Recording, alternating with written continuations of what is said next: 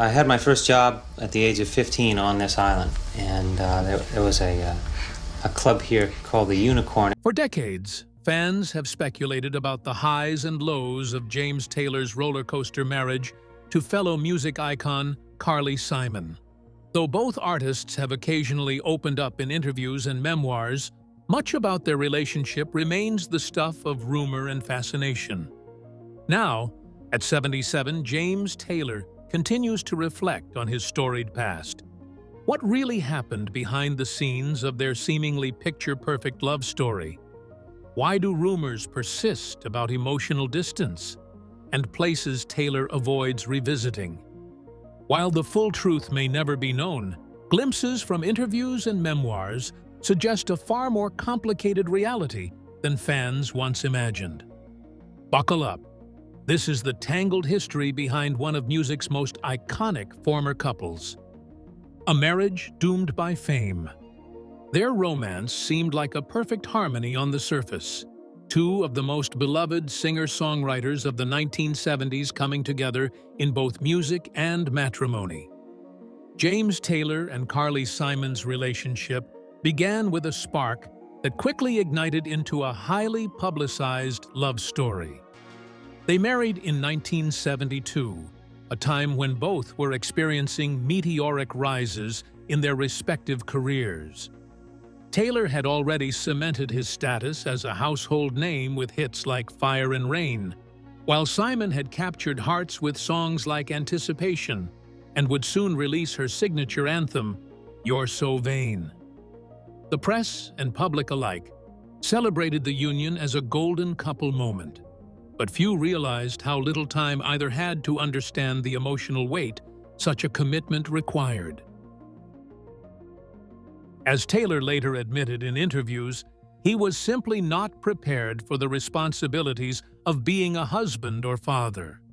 Looking back, he described his decision to marry in his 20s as premature and doomed, acknowledging that he lacked the maturity to meet the emotional and logistical demands of marriage. At a time when his internal world was still shaped by insecurity, addiction, and an overwhelming professional schedule, the idea of long-term stability was more aspirational than realistic. Taylor has openly reflected that he had no business stepping into such a significant role at that stage of life. A rare and candid insight that contrasts sharply with the idealized image the public once held of him and Simon. Even further strains were the pressure that came with celebrity. Their marriage was not just private, they opened it public spectacle. Magazine covers, paparazzi, and constant commentary from fans and critics alike turned personal life into fodder for national consumption. The presumptions tied up in the couple went much beyond the touch of their music into their domestic life. It is supposed to be an embodiment of some ideal kind of romantic artist, tender, soulful, and not easily broken. Such unrealistic aspirations weighed invisibly over a very fragile groundwork. The relationship, which may have stood a better chance in anonymity, suffered under the spotlight of fame. And then there was also the grueling pace of their careers. Out-of-town tours, recording sessions, and interviews rendered scant room for the emotional intimacy essential for a healthy relationship. Their time as a couple was always fragmented and scheduled around professional obligations, not personal needs. With two strong, creative lives pulling apart from each other, there was never a moment to just be. With the passage of time, that absence, not of love, but of presence, would prove to be as harmful in its way as any overt conflict.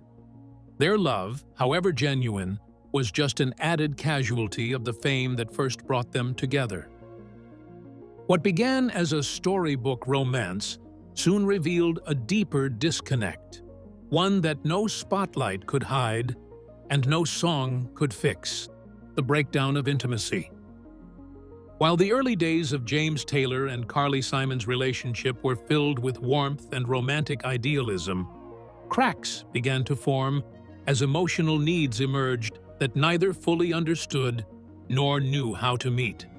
Simon, known for her expressive and intuitive nature, longed for a deep and consistent emotional connection with her husband. She thrived on closeness, verbal affirmation, and shared vulnerability. Taylor, by contrast, grew increasingly distant as their marriage progressed. Though he was capable of great tenderness, especially in his songwriting, he often withdrew when faced with intense emotional demands. This growing gap between them, invisible to outsiders, slowly eroded the foundation of their bond. Taylor has since admitted to being emotionally reserved, a trait shaped in part by his battles with addiction and depression. Unlike Simon, who leaned into her emotions as both a person and a performer, Taylor often retreated inward when confronted with conflict or emotional intensity. His reluctance to engage in difficult conversations left Simon feeling isolated and unheard. Despite loving each other deeply, their fundamental differences in how they expressed love became increasingly pronounced. What Simon viewed as openness, Taylor sometimes perceived as pressure, while his silence felt like abandonment to her. These opposing emotional languages left them speaking past each other during critical moments in their marriage. Over time, their connection began to be akin to an emotional roller coaster ride. At certain rare moments during breaks from touring or substance abuse struggles, Taylor could be warm, tender, and affectionate. But that warmth would typically cease shortly after with coldness and detachment. Thus, this created a sort of emotional whiplash for Simon, who craved consistency and intimacy. One moment she would feel close to her husband, and the next moment she would sense his withdrawal and his inaccessibility. Thus, his own problems made it even harder for her to give Simon the sort of emotional stability he needed. Their emotional turbulence did not arise from any real lack of love, but more from a lack of shared tools to help them cross the divide. The growing rift from their differing styles of emotional expressions and communication finally led to constant strife. Lacking a common emotional vocabulary or understanding, what should have been communication arenas became slaughterhouses.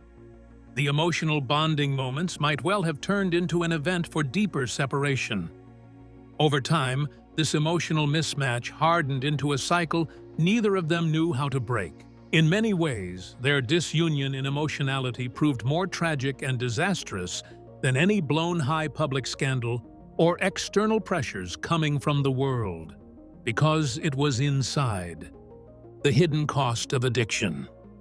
Behind James Taylor's gentle melodies and introspective lyrics lay a darker, more turbulent reality: his enduring struggle with addiction.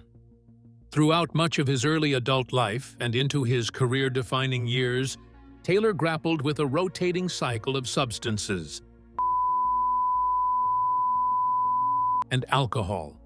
This wasn't a fleeting phase, but a deeply ingrained battle that began in his teens and persisted well into adulthood. He described addiction as both a relief and a trap, noting that substances initially offered an escape from emotional pain, but quickly narrowed his world into a suffocating routine. By his own account, the grip of addiction was relentless and stultifying, making it difficult to fully engage with life or with those who needed him most. The substance use by Taylor influenced him not just physically or artistically, but also in a pronounced way in terms of behavior and emotional responses, primarily in relation to his marriage to Carly Simon. The similar oscillations of addiction are reflected in the ups and downs of their association, often amplifying conflicts already present between them.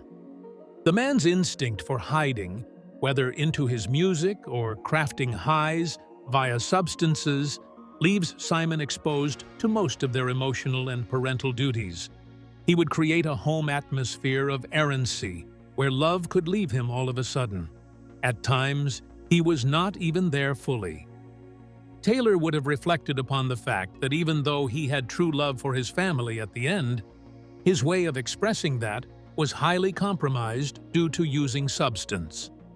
The whole issue of being emotionally unavailable was even more painful during crucial moments in the family. While their two children, Sally and Ben, were growing up, Simon had to fill in the emptiness left behind by Taylor, both physically and emotionally. Addiction removed him not just from day-to-day family life, but also eroded his potential to have lasting, reliable bonds. Taylor himself has admitted being torn between wanting to devote himself to his partner and children, in contrast with often preferring substances to connection. He hasn't worked on keeping his struggles from the family, and gradually it became difficult to explain or forgive the distance. The hidden cost of Taylor's addiction was something not restricted to him. It rippled across his marriage, impacted his children, and gnawed at his sense of self-worth. Recovery finally came, for it had already inflicted years of damage. By the time he decided to obtain sobriety in his mid-30s, the marriage to Simon was already in tatters. Taylor was left with a sobering clarity that his addiction had ultimately destroyed not only his health, but also his chances of ever experiencing a lasting love and familial stability. His reflections now come as both confession and quiet accounting for others whose lives changed because of his long-standing addiction, creative chemistry, and public pressure. When James Taylor and Carly Simon performed together, the chemistry was undeniable. Their duet, Mockingbird, released in 1974, quickly became a hit, capturing the charm and synchronization that fans yearned to see in their personal lives. On stage and in the studio, they complemented each other effortlessly, his mellow voice and steady guitar grounding her soaring vocals and expressive delivery. Audiences were captivated by this musical marriage, seeing in it a reflection of a romantic ideal. Their performances exuded playfulness, intimacy, and a sense of unity that suggested an unshakable bond. But beneath the polished harmonies and loving glances was a relationship under strain, concealed behind carefully composed melodies. The public perceived Simon and Taylor more as a musical power couple, which only contributed to the stress on their already strained dynamic. With both artists at their peak, the media would often glamorize these couples' collaborations on the romantic angle while disregarding reality. Their creative interactions were often seen as, in their surface level, signs of great compatibility. What really happened, however, was that increasingly these collaborations were becoming a distraction from emotional disconnect. Critics and fans alike related their professional success with personal happiness. They saw an artistic representation of being in each other's good graces, ignoring ugly realities thoroughly. They were given little private room to pick their issues at home in the illumination of their well-appreciated artistic manifestations. Okay, so they tried combining creative work with an intimacy that presented obstacles neither was greatly prepared for. They regarded each other's talent with respect, but the logistics of writing, recording, and touring together took inordinate amounts of emotional labor, already in critical short supply, thanks to Taylor's addiction and emotional reserve. Simon seemed to need connection, dynamic and deeply expressive, as she was through collaboration. Taylor, on the other hand, at times adored the collaboration, but it felt stressful or invasive, especially when coupled with the already exhausting pace of their individual careers. In what was supposed to be a bonding factor, they usually found another battlefield for miscommunication, mismatched expectations, and silenced frustration. For some, their artistry would sometimes just bring them even closer, instead of getting any further apart. Creative disagreements, jealousy from each other's careers, or just the fatigue one gets with the performance take a toll on a fragile relationship. Their pressure to conform to the public image wouldn't allow anything deeper to come into the open, for fear that the fans or each other would be disappointed. Eventually, the very music that had once given them joyous experiences together became clouded by the weight of memories and unspoken hurt. Although their creative relationship seemed anything but real, it failed to salvage what their emotional connection could not support. In the end, music became a bridge and at the same time, a barrier. It was bringing them together in a professional sense, but tore asunder their personal lives. Guided by greatness. Throughout James Taylor's life and career, strong, gifted women have played an essential role in shaping his path, not only as collaborators, but as emotional anchors during times of personal instability. Among these women, Carole King stands as one of the most influential. Their friendship blossomed in the early 1970s as both artists were navigating their breakout moments. King was emerging from the shadows of the Brill Building to find her own voice as a solo performer, while Taylor was redefining what it meant to be a male singer-songwriter. Together, they helped shape the sound of a generation.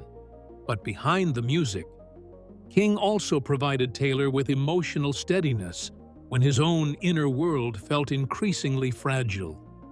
One of those classic shared moments in Memories was the first time King ever played live a context in which Taylor performed his own set. It was in 1970 at Queen's College, where he introduced her and helped her step shakily into the spotlight. She went into Up on the Roof, a song she co-wrote long before, and Taylor played along. That is the night that not only began her career as a single artist, but also served to bolt a bond between the two. Their mutual admiration and trust was as tangible as anything off stage. Taylor fondly tells of that moment, saying that the music took over, that King's confidence grew in real time, a transformation he was proud to witness.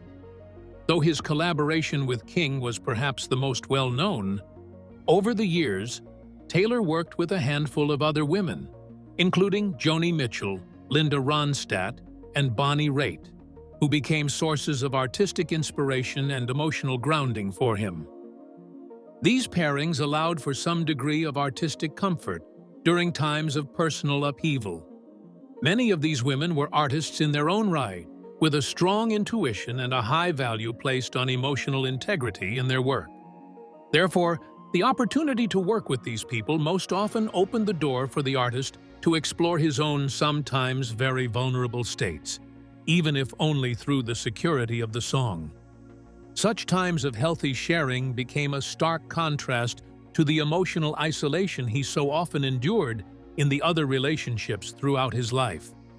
Their roles were such, in fact, that the most turbulent years of Taylor's life actually found them serving as a stabilizing force. For him, their mere presence and union were a reflection of his talent and emotional truth. Rather unlike the tumultuous whirl of his romantic life, these creative relationships were defined by mutual admiration, artistic trust, and shared belief in music's healing power. As Taylor matured and learned to heal in some respect from the burdens of his past, the wisdom and grace of these women remained an enduring influence in guiding his journey forward with clarity and compassion. Just as certain women helped ground him emotionally, an unexpected brush with music royalty would leave a lasting imprint on his soul and sound. Recording beside legends. In 1968, at just 20 years old, James Taylor found himself recording at Abbey Road Studios, the hallowed ground where the Beatles were crafting what would become their legendary White Album. As the first non-British artist signed to their Apple Records label, Taylor often worked in the same studio spaces during off hours, essentially borrowing time between the band's marathon sessions. It was a rare, almost dreamlike collision of creative forces. He would arrive to find fragments of soon-to-be iconic songs like Hey Jude or Rocky Raccoon, still lingering in the air, freshly recorded. The gravity of being in that environment was not lost on him. Even as a young artist grappling with addiction and insecurity, Taylor understood that he was witnessing history unfold from just down the hall. It's hard to say what made for an even weirder experience, because McCartney and Harrison might be there now and then. Sometimes they might offer a phrase, and here and there they would stay to listen.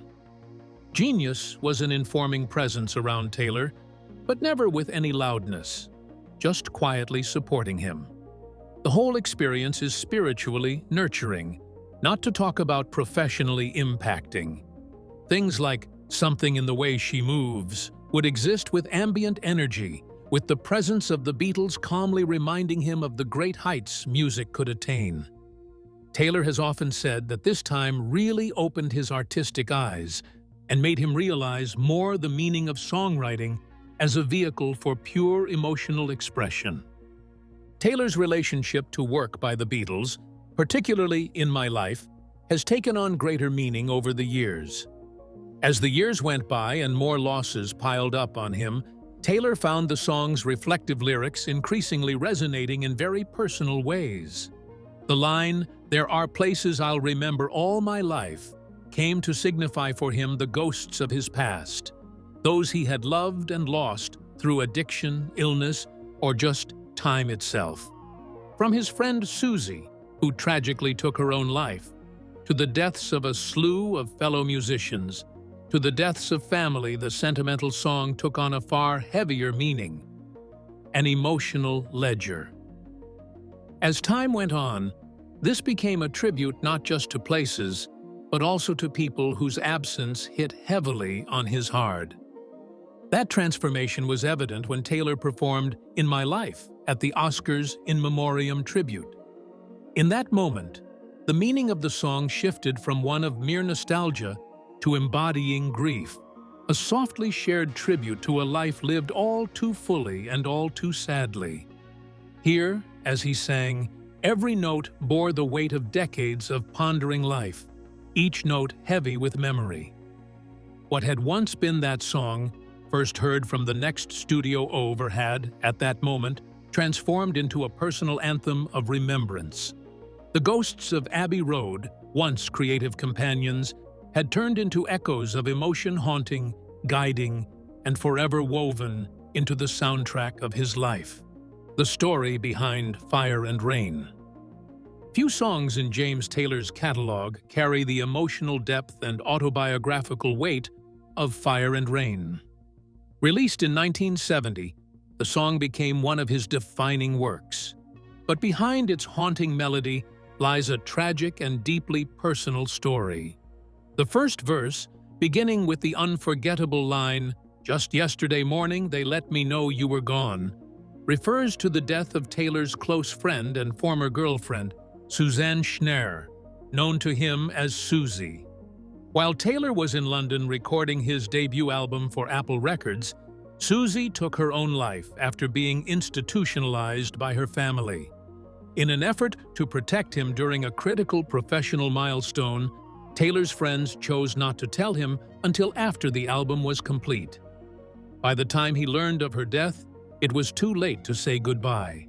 And that delayed grief became the seed for one of the most powerful songs of his career. Within every line of the first verse, Taylor's loss reverberates. Although Fire and Rain is a tribute to Susie, it is more a testament to the intertwined emotional struggles. The second verse looks to his time in a substance rehabilitation center in western Massachusetts, where he was doling out a bit of recovery from heroin addiction. "Won't you look down upon me, Jesus?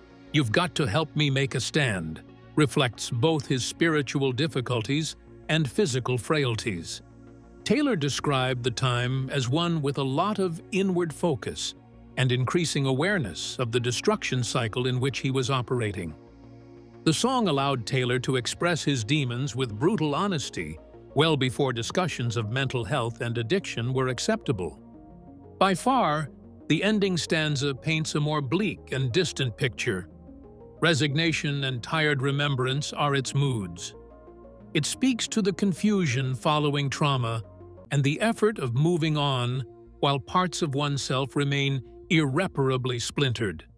Taylor would later say that this stanza reflects a post-rehab reality in which time moved, but healing took longer than that. In that way, the song Fire and Rain does not stand for a single cathartic release, but rather an entire layered personal confession. Each verse may be a window into a different chapter of his life: grief, addiction, and the ambiguous road to recovery, all held together by that raw honesty which defines Taylor's writing. More than just a hit single, Fire and Rain now stands as something like a lyrical diary entry that happened to reach millions. It is a mournful song, perhaps of spiritual grappling or emotional survival.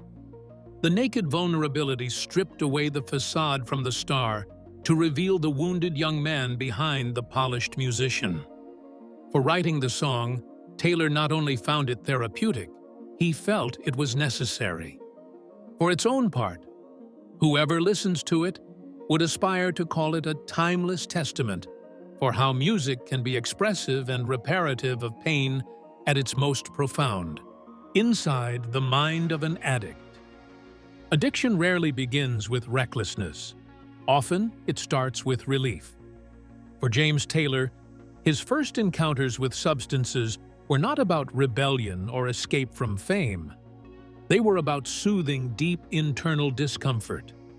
As he has explained in interviews, the early experience of heroin brought a profound sense of calm, a silencing of the emotional chaos he struggled to manage. This sense of temporary relief, of finally feeling right, is what makes addiction so seductive. It provides not just a high, but a sense of equilibrium that the addict may have never experienced without it. However, that relief is deceptive. It doesn't last, and the pursuit of it quickly turns into a trap. Taylor's addiction journey followed a familiar, devastating pattern. What started as occasional use soon became a routine, and that routine hardened into dependency. He moved from one substance to another: marijuana, alcohol, seeking the same comfort he once found at the start.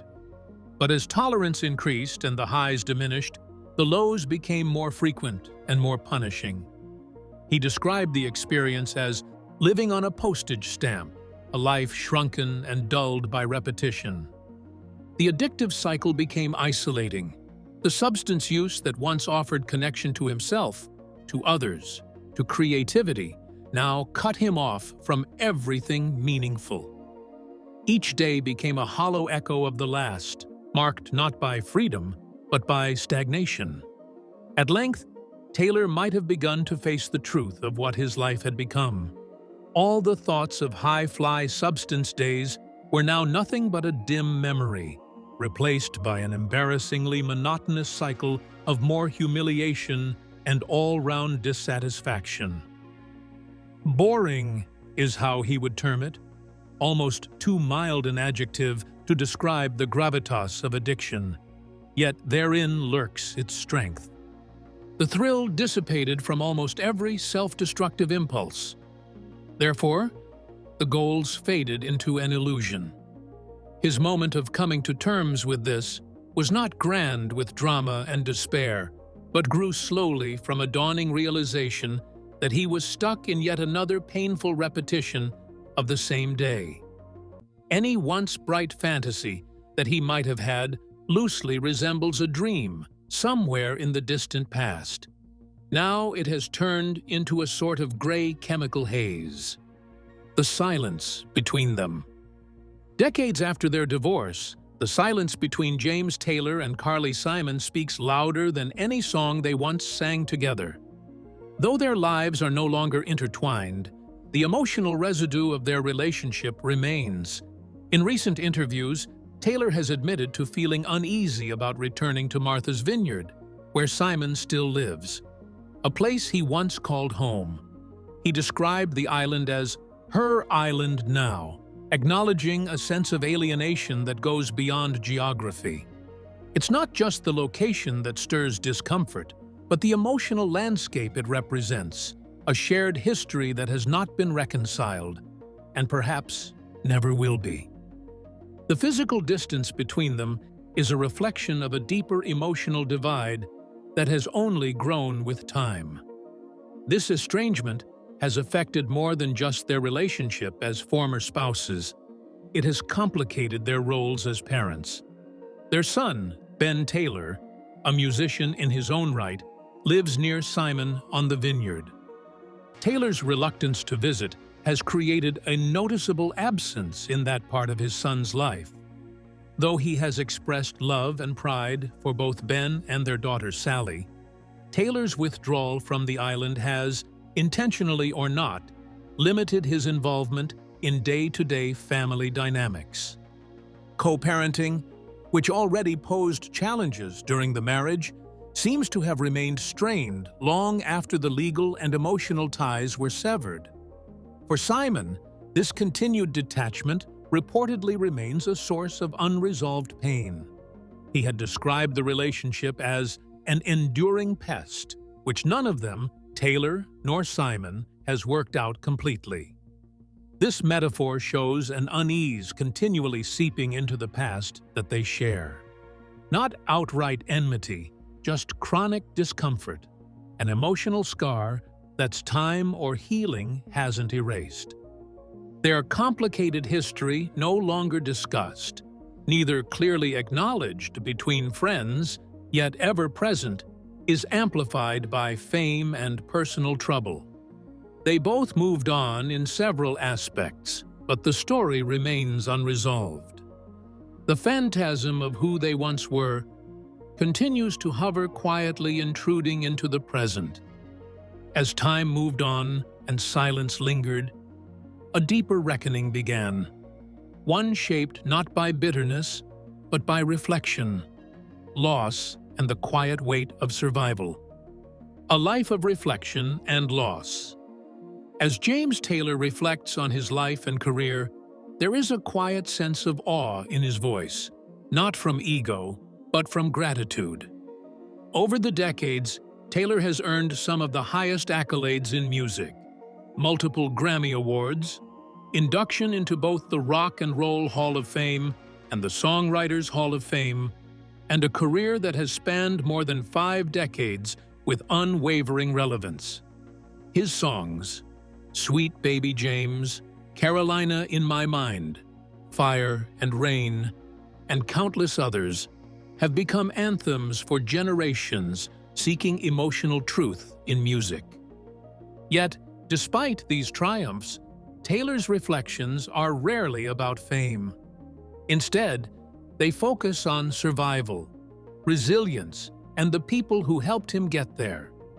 Sobriety was one of the most important developments in his life, somewhere in his mid-30s. As soon as Taylor realized it, he could not only continue creating, but also could do so with freshness and emotional presence. He has very often declared himself lucky enough to get a second opportunity, not only career-wise, but also in personal life affairs. Rehabilitation has matured Taylor to the extent that he now sees all his past offenses, including the ways he has harmed both others and himself. The gratitude doesn't reek of artifice. It knows well enough the price for which it might have been lost. Taylor embraces old age for what it is, not an icon, but a man who, mostly by hard knocks, learned to stay alive and stay honest. Indeed, there is such a truth that it hurts when one loses something or someone. Taylor has, over the years, lost several friends very important in his life, one of them being his closest friend, Susie, the one to whom he dedicated the song Fire and Rain. Another individual who passed away in the same addiction-altered changes of life was his brother named Alex. He also lost colleagues, fellow musicians whose lives were cut short by the very industry that elevated them. These losses have piled up, leaving behind fragrances that never fade. Recently, Taylor's performance of In My Life during the Oscars in Memoriam segment reflected that loss through quiet dignity. It was not just a tribute to others, but a communion with his own sadness and endurance. If this story gave you a new perspective on James Taylor's journey, don't forget to like this video, drop a comment with your thoughts, and subscribe for more untold stories behind music's biggest legends. And don't go anywhere. Click the next video on your screen to uncover more moments that changed music history forever.